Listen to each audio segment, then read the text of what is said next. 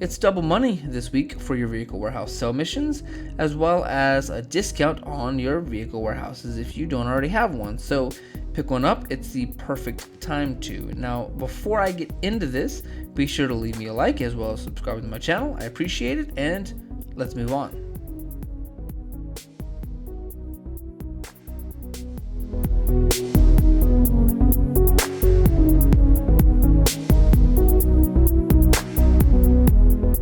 This is actually a really good update. I mean, I guess it's been over like 3 years, I guess, since the vehicle warehouse source missions have been doubled. And it's funny because I was just actually talking about this with my brother-in-law, Mr. Series25. We were just talking to each other about how cool it would be if vehicle cargo was actually doubled money. And what do you know? It's happening this week. So for those of you that don't know, your vehicle cargo is a great way to actually make money as a new player. It's probably the best, actually. And the missions are easy, and you can get an easy $80,000 profit. Now, with it being double, obviously the $80,000 goes to $160,000. So it's a pretty, a lot of money to be made. So, I thought this would be a great opportunity for me to actually talk a little bit about vehicle warehouses. Now, if you don't know much about it, here's what you need to know.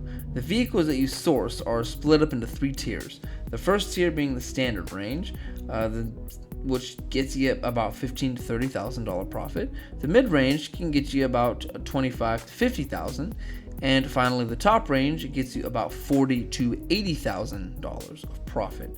Now, again, for some of you that might not know this, if you continue to source vehicles, I advise you to only sell the top range vehicles, because what happens is you can basically only source 10 of each range vehicles. So if you keep all 10 standard range or mid-range vehicles in your warehouse, it will basically force the game to only source top range vehicles, and that way you'll get more money. And I mean, it's not really a glitch, it's just the way that it's set up. For example, if as you can see on the screen here, you should see it at least, I've got 2 top range vehicles that I keep in my warehouse, only because they're extremely slow and I don't like selling them. So because of that, it basically it won't spawn one of those cars on a sourcing mission. So basically what happens is that there are 30 types of vehicles that can spawn. So whatever vehicle you actually have in your warehouse, it won't ask you to source that vehicle again, basically, because you already have that vehicle.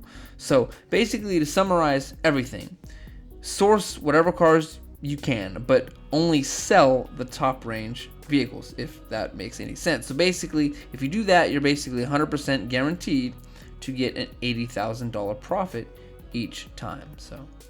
So yeah, I guess I'm going to end it here. If you do not have a vehicle warehouse, I suggest you go out and get one right now, because this week, obviously, the sell missions are double money, and it's actually pretty comparable to Cayo Perico, believe it or not. I mean, as far as how much time you spend on it and how much money you can actually make, it's actually really, really comparable. And again, if you don't own one, definitely buy one, because they are on a discount this week as well. So definitely pick one of those up. So once again, thank you so much for watching, and I will see you in the next one.